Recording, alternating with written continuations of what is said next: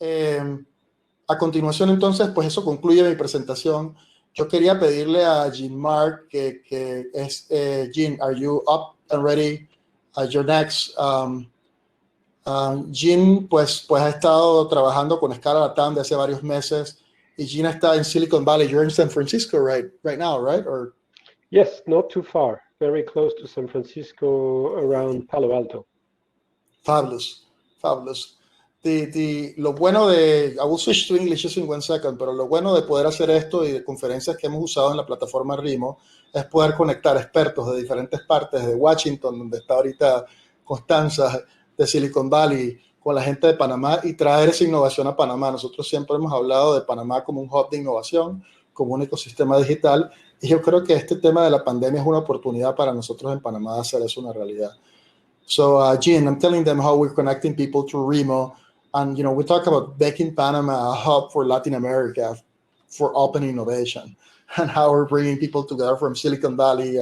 But I think it's a fantastic opportunity and timing for us to seriously look at this and get this, turn on that initial spark that gets going our ecosystem in delivering that in Panama, because we have a great financial sector here.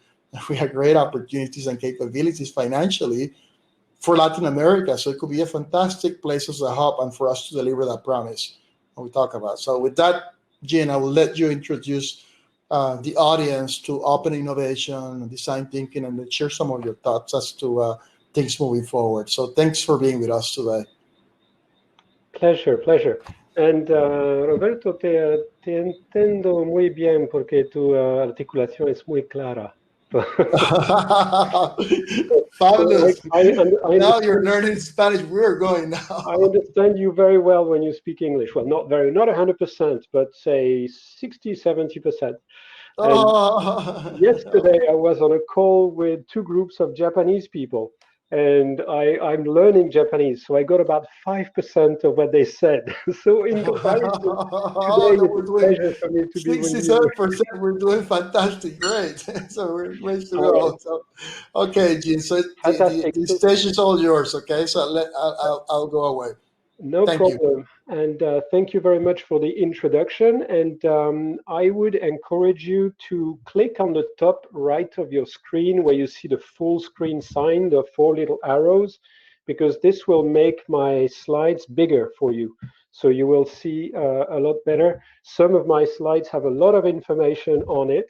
And we're going to do 3 things together. The first one is, as Roberto said, we're going to talk a little bit more about open innovation and why open innovation is particularly good now in times of crisis. Then we'll do a second section of discussion where we will talk about the major innovations that are the trends of the moment, not just in Silicon Valley, but in the corporate world in general. Corporations are transforming, as you know, digital transformation, and there's a lot of trends inside this digital transformation. We're going to talk about that, and this will serve us a little bit in the process that Roberto explained to identify which areas are really important for you as a large corporate ready to consume that open innovation. And thirdly, what we will do also is talk a little bit more about design thinking. And I will give you a couple of examples of how we can actually do design thinking even now during the pandemic. So these will be the 3 things we'll do. We'll have a break in the middle. So let me start right away with open innovation. And I will reintroduce myself, even though Noemi did a very good job at explaining where I come from. I just want to point out 4 phases of my career. And I'm in the 4th phase of my career at the moment. But I started my career in Europe. I will not tell you which year, because you will think I'm a little old if I tell you which year, but no, it's a while back. I started in Europe, in Paris, and I started working for an avionics company called McDonnell Douglas. And McDonnell Douglas had an information systems division, which had been spun out of the avionics company. And they were selling telecommunications to a lot of corporate customers. In fact, I'm a telecommunications engineer myself by training, so that's the reason why I started my career in telecommunications. And British Telecom acquired this company, and I was acquired as part of this acquisition that took place. And it was a little bit interesting for a French guy to work for a British company, but it turned out to be a good system for me. So the second phase that you see here is that after a number of years in Europe, I moved to the US to create a corporate venture capital, CVC, corporate venture capital fund, which invests in startup. And I was investing the money of BT. $250 million was the size of our fund. And I did this with existing venture capital companies here in Silicon Valley. I moved to Palo Alto, where I am today, from where I'm speaking to you. And the companies with which I did this were Sequoia and Hembrick and Quist, which are some of the institutional, traditional VCs of the Valley. In the next phase of my career, I shifted away from doing just investments to doing open innovation. And we're going to talk a little bit more about what that really means in a minute. But at the same time, the company actually acquired another company called Everything Everywhere, EE. That's the logo that you see on this slide. And my job became very interesting because it was all about mobile and fourth generation mobile and now fifth generation mobile. And I ran a number of incubators as well, including with a company called Tech Hub in London, which is hosting the Google incubator in London. And the last part of my career, I finally decided to use everything I've learned about corporate open innovation during all these years and apply it to other companies. And I do this through Escala and Roberto and the team, but I also do it with universities like INSEAD in Europe and in Singapore, with Stanford here, that is about 2 kilometers away from where I live, and Hitotsubashi University in Japan, but also Tsinghua University in Beijing. So that was just a brief summary of what I've done before. So the main subject here is innovation. And the first thing I would like to say is that many, many times since March of this year, and even February of this year, I have spoken with a lot of corporates and CEOs and CIOs and CTOs. And every time they tell me, oh, we don't have time for innovation right now. It's a moment of crisis. It's about survival. We'll deal with innovation later. It can wait. And of course, it irritates me when I hear that, because I want to give you a couple of examples of why innovation makes a big difference during times of crisis. If you look at the logos of companies on the top left of my slide, these are companies that were created during the last two crises. The dot-com crash, which happened in 2000, 2001, and then the great financial crisis that happened in 2008, 2009. And during 2001 and 2, Salesforce.com, Tesla, Facebook, a lot of very interesting companies got created that are now the captains of the industry. And of course, we're talking about a 20-year time frame here, but it doesn't take that long for new companies to emerge and become dominant. If you look at the closer time frame, which is 2008, 2009, you recognize companies there. Slack, which was actually only 2 weeks ago acquired by Salesforce. You can see Pinterest. You can see Airbnb, which is on its IPO today. Uber, Square, a lot of very, very interesting companies. Cloudera, Waymo in autonomous vehicles. They were all born during times of crisis. And the reason why they were born in times of crisis is during times of crisis, the flow of idea is more open. Everybody has a more open mind to new ideas because everyone is looking for survival methods, and things that were completely impossible before happen during times of crisis. And of course, we're seeing that now. I mean, we're participating in a conference that would normally have probably taken place face-to-face. in Panama. And instead of that, we're using Remo, which, by the way, is one of the most advanced tools. But if you think of Microsoft and Zoom, for instance, I mean, these are some of the big winners of this, new crisis and transformation that goes with it. You heard Satya Nadella. He said that we had 2 years of digital transformation in a matter of 2 months, and he was talking about March, April, actually 3 months, including May. But things go much faster in terms of crisis. And I'm just mentioning a couple of examples of innovations that were utilized, particularly during the pandemic. The UV robots that disinfect, that are autonomous and disinfect the rooms, as well as these temperature checks that allow you to create a map of where the clusters of infection are in the US. So with that said, let's just talk a little bit more about open innovation as opposed to innovation, right? So what is open innovation that is, not just innovation? Because innovation we can do in many ways. We have R&D labs, we have, PhDs, we have associations with universities, and innovation can come from many places. But what is open innovation particularly? And for that, I still use the definition of the guy who invented the term open innovation. His name is Henry Chesbrough. He's a professor at Berkeley, a guy who I meet fairly regularly here in Silicon Valley. And the way he defined open innovation was by saying, well, think of it. You have a lot of internal ideas. You see these little bubbles like that at the front end of that funnel. They're internal ideas that you might have inside the company. Some of them might make their way all the way to your target market. So they might live the normal life of innovation. But some of them might actually move out of the funnel and out of the perimeter of your company and be sold or licensed out to other companies. So that's very counterintuitive. When people think about innovation, they think I'm going to import ideas outside in. But open innovation works both ways. It's also knowing what is core for your company and knowing when you need to license out technologies.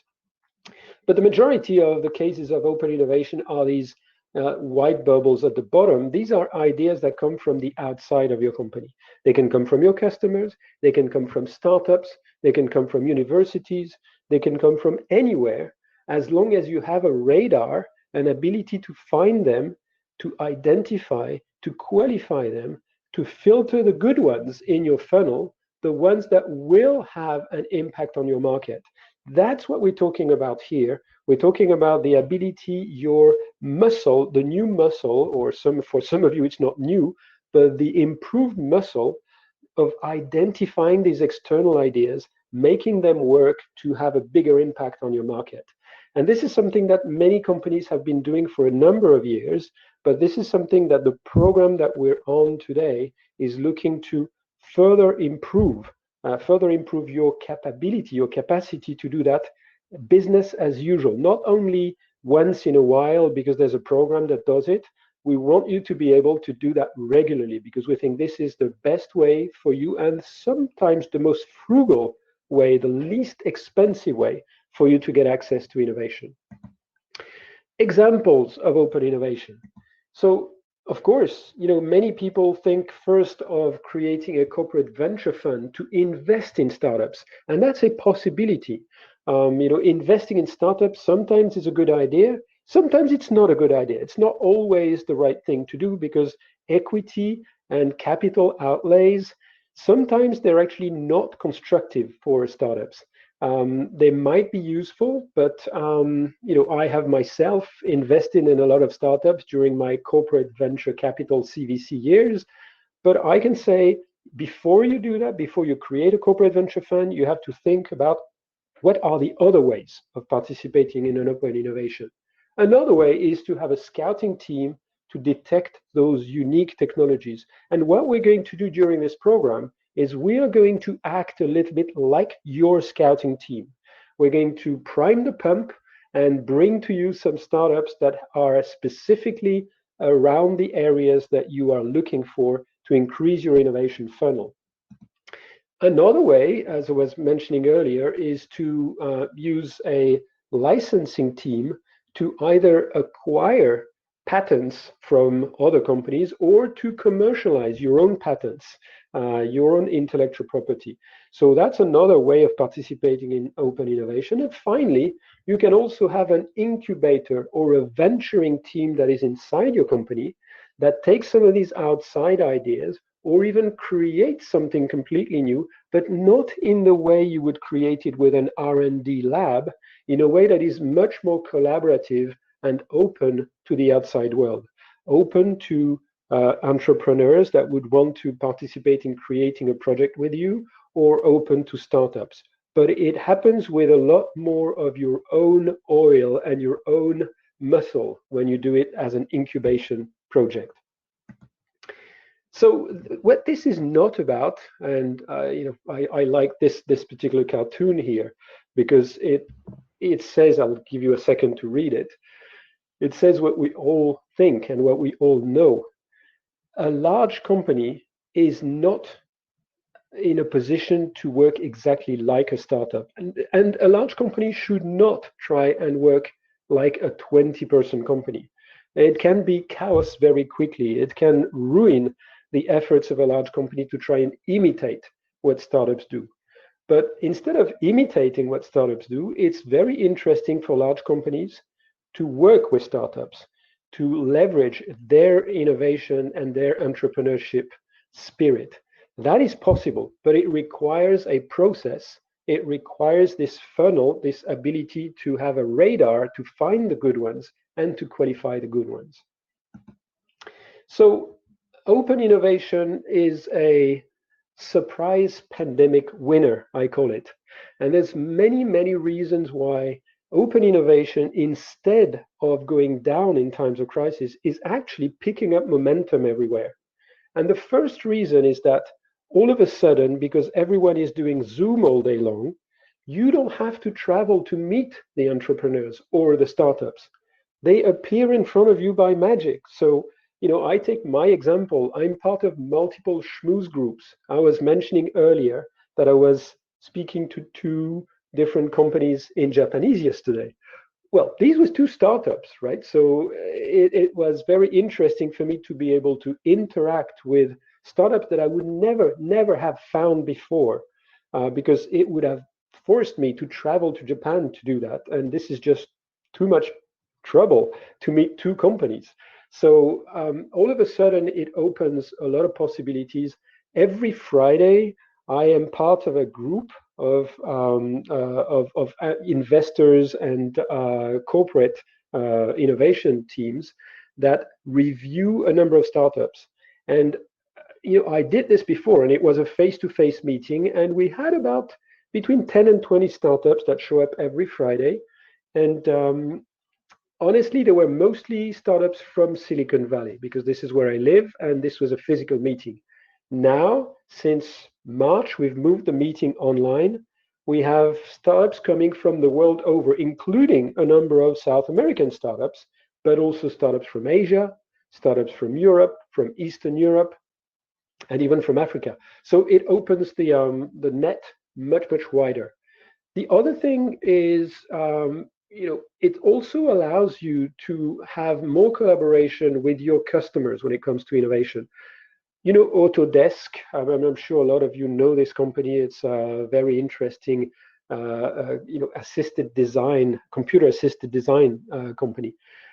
They used to run their annual conference with their customers in Las Vegas every year. 12,000 people last year they had in Las Vegas. They were super happy to have 12,000 customers in Las Vegas. This year, they move it online. All of a sudden, they get 105,000 customers. Well, guess what? Next year, they're not going back to Las Vegas. They're going to stay like this.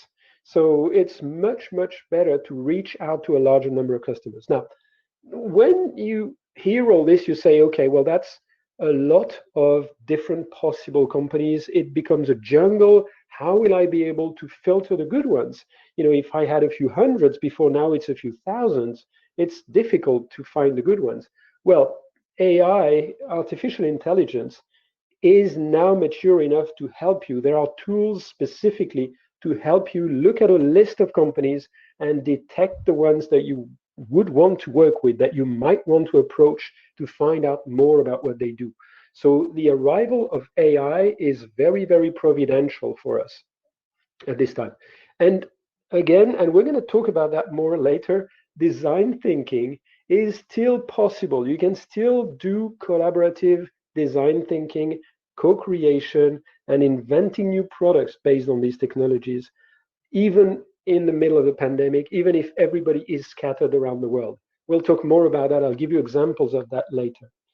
And finally, it requires us being clear about the objectives, about the priorities, and about the process that we're going to be using when we have all these startups that become possible to help us innovate, differentiate ourselves from competitors, and open the doors to new markets. So we'll need a process, we'll need a funnel. We're here to help, and this is what we're going to do in the next session.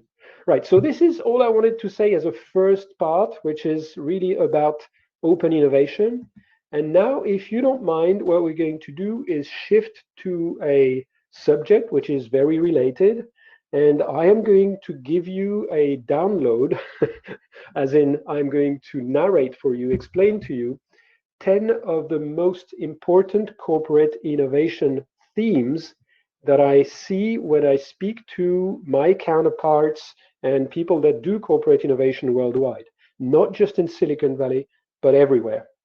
So one word of caution, this is the list, and please don't read it right now because we'll talk more about each point. But the main thing I want to say about this is a list of technologies, right? And your business challenges when it comes to innovations are not necessarily immediately mapped to a technology.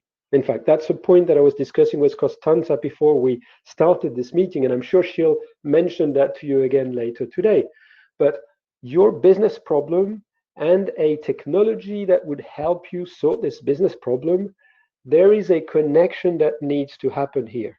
And we will do that when we do the interviews, the individual interviews that Roberto mentioned that we will do during the month of January. So please bear with me and look at this list with me. I'm going to talk you through 10 of the most important changes that are taking place. And this will just help us get our mind around what we might need from an innovation program. And also what we'll do at the end of this, we'll ask you to vote for the top priorities for you, because not everything is the same priority for everyone. And we would like to know where we need to focus our attention when we are going to be finding and recruiting those startups, and we'll find them in South America, but we might find them elsewhere.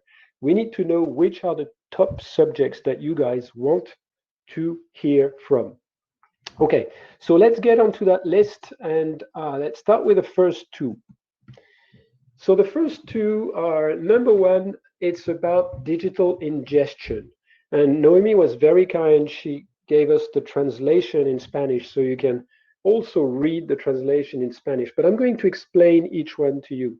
So the first one, when you start on digital transformation, in reality, you need to, you have a lot of paper, and the first thing that needs to happen is to convert the paper into, digital assets, meaning databases, data sets, and, files that sit in databases in computers, right? So in data centers.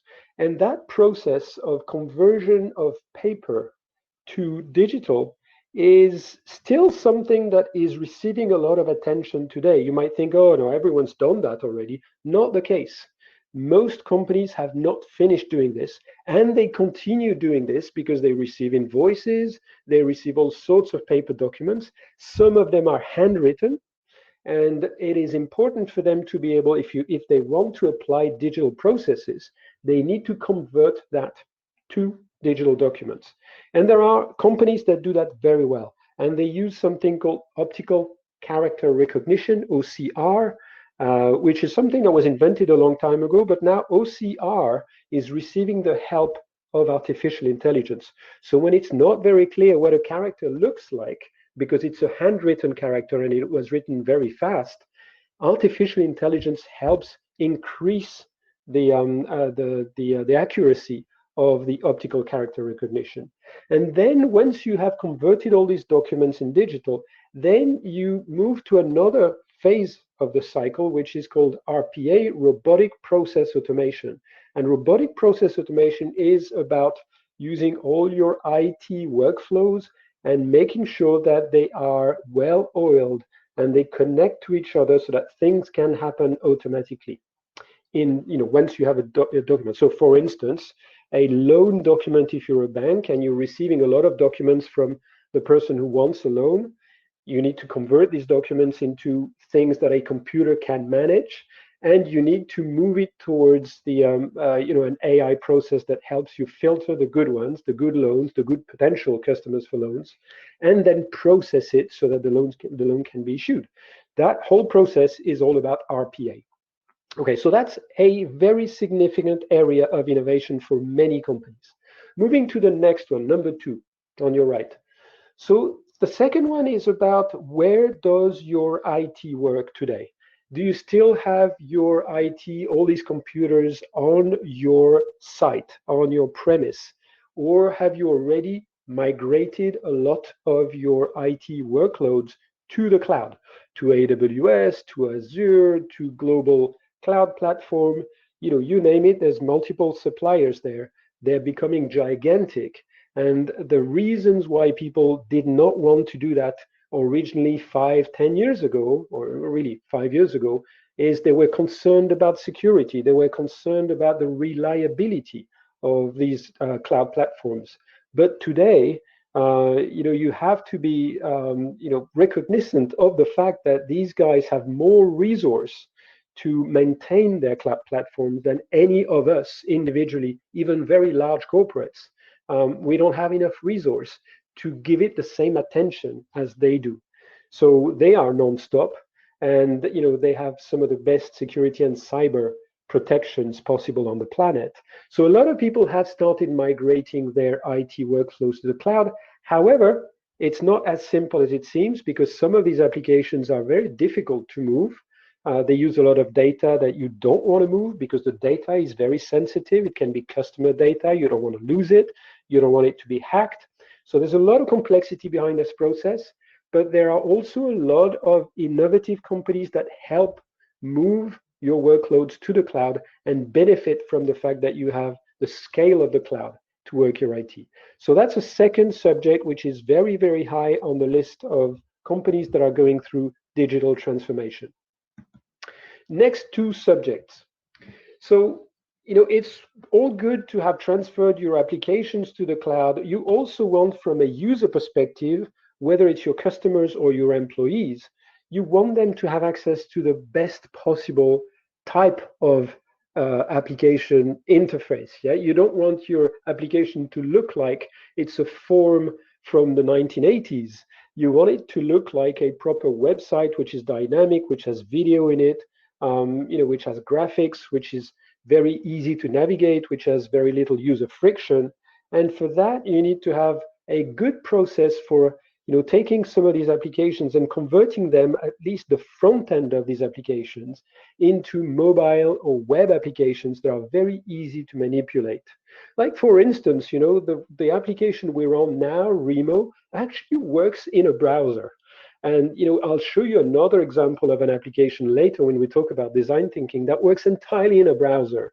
And you would have thought browser was just to display web pages, but actually browsers are so capable today that they can run entire applications. So that ability to convert these old applications into something modern that is very, very intuitive for your customers or very easy to use for your employees is absolutely paramount in digital transformation. And again, there are very good companies, including in South America, that are really instrumental to help you on that journey. Number 4, cybersecurity. So cybersecurity is everybody's problem. I don't know anyone who dares to tell me that they're not concerned about cybersecurity and that they're not putting a lot of attention on the subject. So for sure, this is an area where innovation is super important, because innovation is about keeping the pace and being able to respond to hackers at their speed. So of course, you can absolutely rely on the existing big suppliers, the main names of cybersecurity, and buy a solution or license a solution from them.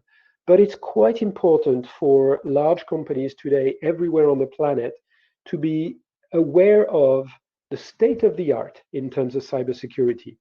And so there is a new notion that's called zero trust, which means that you absolutely behave as if your IT was already compromised, and you make sure that if hackers have managed to already penetrate your IT, they cannot do damage.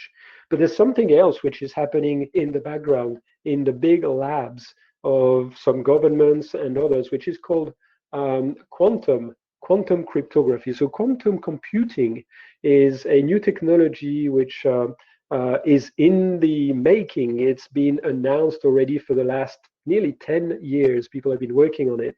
And it will have such compute power concentrated that you could theoretically crack any of the tokens, any of the encryption models that we use today, even for the banks or even interbank. Those could be cracked by quantum computing. So the response to that is actually using the same tool, which is quantum, to create another type of encryption. So it's called quantum cryptography. And this is a very deep tech subject. But what I'm trying to say to you is, as part of your innovation mix, you need to have an eye on what's going on with cybersecurity and how the world is evolving in cybersecurity. And perhaps that's one of the things that we can do for you on this campaign, on this program. Number 5 and 6. So number 5 is about using AI for a particular thing, which is predict the future. And this is very important because there are two types of AI, and you'll see on the right side of that slide, we're going to talk about multiple use cases for AI. But the two big families of AI, one is about predicting the future by looking at the past and saying, okay, if I have this data set, I can predict what is going to happen next because it has some sort of a pattern. But the other big family is to observe something and say, oh, I recognize a pattern here. And the typical example is, computer vision. When a camera is filming, a security camera is filming outside your door, and it recognizes that there's someone that is coming to your door. It says, yes, this is a person. Or if it's a cat or if it's an animal, it says, nothing to worry about. It's just a cat passing by, right? So that's computer vision recognition. And there are many other types of AI technologies like that. But two big categories, right? So, prediction and pattern recognition. So the one I'm talking about on the left here is predictive. And probably the biggest area where predictions are useful is in industry, where you can try and identify when a machine, which is in a production line, is likely to need maintenance because it is not behaving the way it should. You can detect that with very weak signals. It can be a noise, it can be the fact that the specifications of the machine are changing, it can be different things. But having the ability to use AI algorithms to detect something that a human could not detect is very, very important because it allows you to repair the machine or to provide the maintenance before the line has to be stopped. So that's crucial. And another big prediction area is prediction of sales or prediction of volume of customers. You look at the past, you look at what happened in that season last year, with this weather last year, with this set of world news, and you deduct what is going to happen next week or tomorrow. And a lot of large retail chains are staffing their stores based on this algorithm. They say, no, I don't need 12 people tomorrow. I need only 5 because I know it's going to rain, and I know with a lot of algorithmic prediction that it's very likely I'll have less customers tomorrow. So very important part. I mean, this is the AI linked to prediction is a very important part of what people pay attention to in the world of innovation. Everybody wants to have for their industry, for their application, the best possible predictor. On the right, you see the more general artificial intelligence and the wider application of artificial intelligence. And it can be used for just about everything. So I gave you the example of that camera and that computer vision. Of course, you know that those same cameras and radars and lidars are used on cars to do autonomous driving now. But you can also use the same sort of pattern recognition to identify words in a sentence and to do natural language processing. And that is very, very used, for instance, in call centers. So in call centers, instead of speaking to a real person, you're speaking to a robot. And some of these robots are so good that you cannot tell the difference between a human and a robot. Now, only the very advanced ones, because the ones that are first generation, it's very, very annoying when the robot keeps not understanding what you say. But no, the most advanced ones are actually very, very impressive. So many, many applications of AI possible. In fact, I recommend reading a book, which I'll mention later. I'll put the reference in the chat, which has a very, very good history of what is it that's going to happen with AI in the future and all these use cases of AI. A very interesting subject. Definitely one that is on the radar of everybody in the corporate world when they come to their innovation practice. Okay, we're getting near the end of that list. Please bear with me a few more minutes. The next one is, we talked about artificial intelligence. We talked about moving applications and data to the cloud. It's really important to change the mindset of everybody in the company so that they take into account the fact that data is the new oil. Data is perhaps some of the most important assets you have in your company. Data about your customers, data about your industrial process, data about your inventory, data about how much you can sell, and customer data.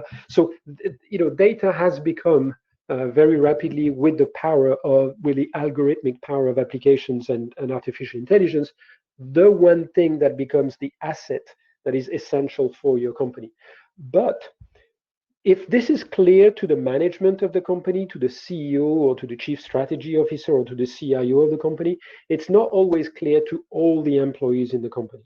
And one of the things that Amazon or Facebook or Google do very, very, very well is that everybody in their company has a data mindset. What does that mean, a data mindset?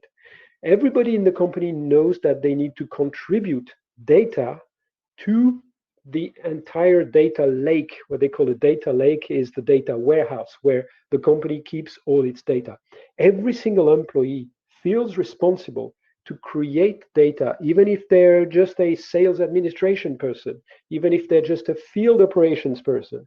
They know they have the responsibility to create data, and they have the responsibility to create clean data, because data, if it's garbage in, it gives you garbage out. The other important thing about the data mindset is when you're about to make a decision, and not just the CEO, not just the head of that division, but anybody in a situation to create a new product or to make a decision about a new process needs to use data. And they need to know what data is accessible, available in the company's coffers, in the company data lake. And they need to be able to use the right intelligence or artificial intelligence to help them make that decision. That's the data mindset that the new guys are very good at. And there is a whole idea about how you convert your company, your employees, and your mindset of the company in order to take advantage of data. So that's a very important part of innovation for large corporates. Finishing with the last three. 5G, the 5th generation mobile network. You've heard all about 4G, and maybe you'll think, okay, well, it's not immediately, we have time to get 5G, but 5G is coming very fast. And as far as your innovation efforts are concerned, you need to understand why 5G is going to be important for you. What is it going to change for the way you work in your company, with your customers, or with your suppliers, or with your employees, or with your investors, 5G is going to change a lot of things. And the main reason it's going to change a lot of things is not just because it's going to be more bandwidth for your smartphone. It's also because it will enable applications that were not possible before. I'll give you one example. And that example we're going to see in a minute because it's my point number 9. That example is virtual reality or augmented reality. So, classic example, I go to an Audi, the car manufacturer, Audi car manufacturing, I go to a dealership. And if I have my phone with me and the Audi I'm interested in doesn't exist in the showcase, in the showroom with the right equipment, I can use my phone and look at the Audi that is there, if it's the right model but not the right equipment, and I can see with my phone the additional equipment that that Audi could have. That's just an example. I'm sure you're also familiar with the example of IKEA. You go shopping at IKEA, or you look at the catalog, which used to be a paper catalog, which of course now is online, and you find something, a piece of furniture that would be super nice for your house.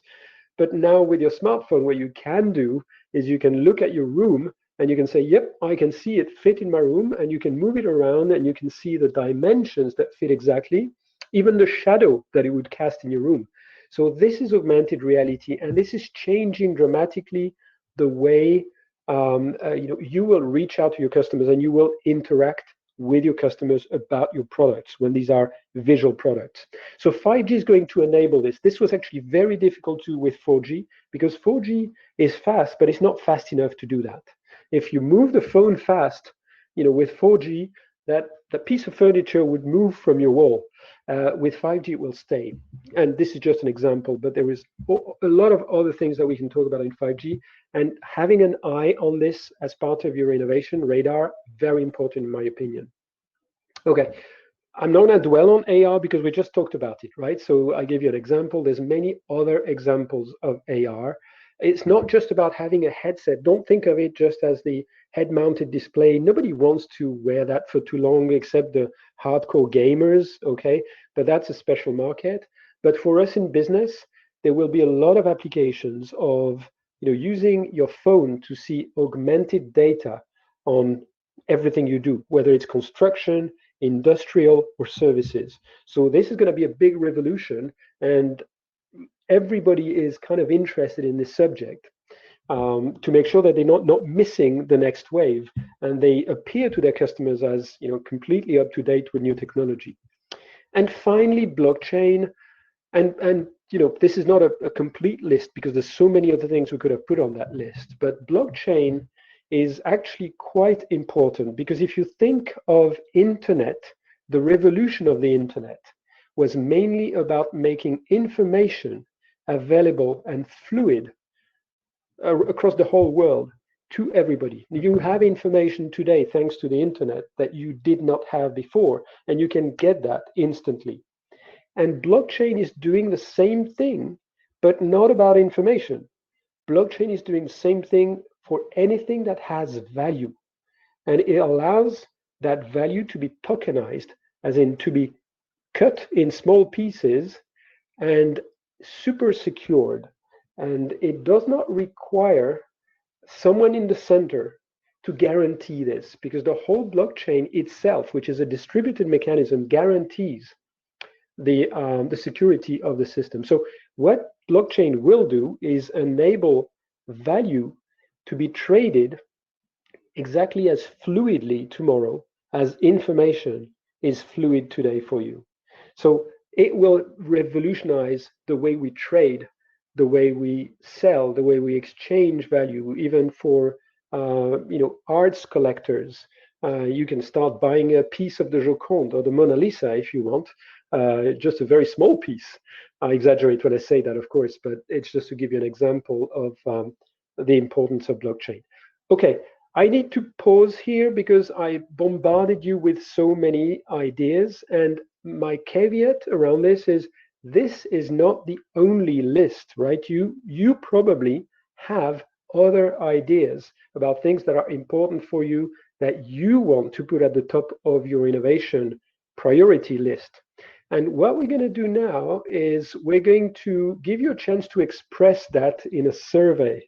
And I know Noemi is going to come up and join me on stage, and we're going to give you a couple of instructions about how to do that survey and tell us which of these ideas or another is most important for you. Noemi. Excellent. Thank you so much, Jean-Marc.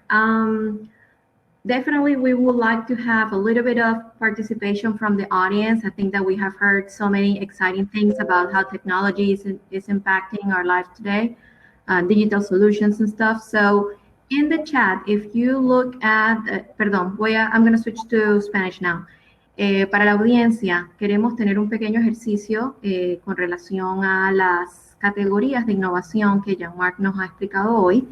Y en la parte derecha de la pantalla hay una sección, un panel. Una de las opciones es chat. Y en el chat Valeria nos ha puesto un link que nos lleva a una página donde hay una breve, muy breve encuesta sobre las categorías que Jean-Marc nos explicó hoy.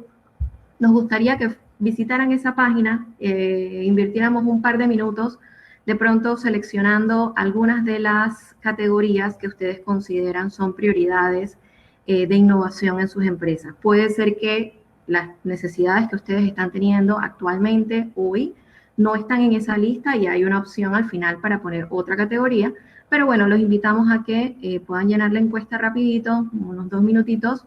El link está ahí puesto para entonces ver los resultados y bueno, tener un poquito de ideas con relación a la presentación que nos acaba de dar Jean-Marc. Thank you, Noemi. And what I suggest, so hopefully everyone can see the link in the chat.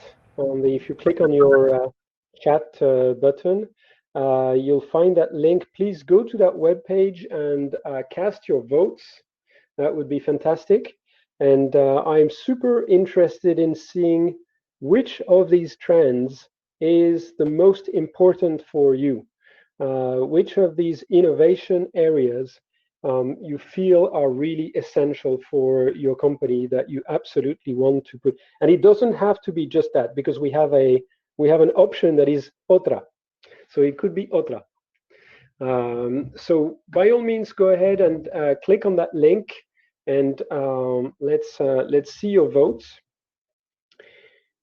What is good about it is that we have a short break, and what we could do also before the break is give you a chance to ask any questions, because I know I have given you a lot of information here, and some of it might have been not that clear. So please feel free to, now is a good time to ask a few questions about anything that I've said so far on the first part, which was why open innovation is so important in times of pandemic, or on the second part, which was more about why, or which technology trend could be very important for your innovation. Yes, para todos, en la parte derecha también de la pantalla tenemos una sección de Q&A, question and answer, preguntas y respuestas. En caso de que tengan alguna pregunta para Jean-Marc, lo pueden también utilizar en este momento. Y bueno, ya podemos utilizar los próximos minutitos para terminar de llenar la encuesta y tener unos cuantos resultados. I think that I'm seeing some results now, Jean-Marc, on the survey. But I just, I was telling them that they can also ask questions using the panel on the right. Very cool, very cool. And given we'll have the break, what I suggest we do, Noemi, is we give people a bit more time to get to that survey during the break. And when we reconvene after the break, I will show the results of the survey.